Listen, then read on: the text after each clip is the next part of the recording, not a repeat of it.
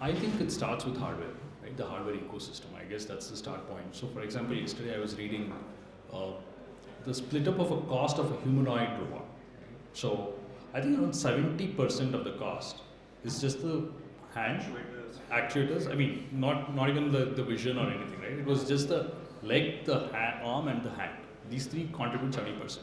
Now, none of the actuators that go into any of this is being made in India today. So the harmonic drives, the motors, none of it.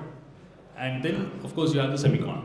Right? So if somebody is building something in India today as a robotic arm, typically they are importing 90% of the BOM.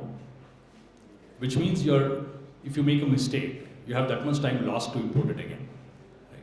So I think the start point is to have a very vibrant, aggressive ecosystem that's building at this level. Like for example, there's no maker of harmonic drives in India today.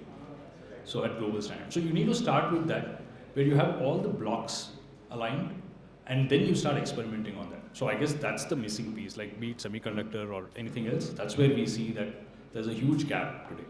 I guess the talent side is ironed out. I think we have enough people both in hardware engineering, software engineering. Well, of course, most of them have left India because there was not enough opportunities here, but I guess a lot of people today don't mind coming back to India. But I think it's the hardware piece that I feel. And in China, there's a lot of government support to build these things.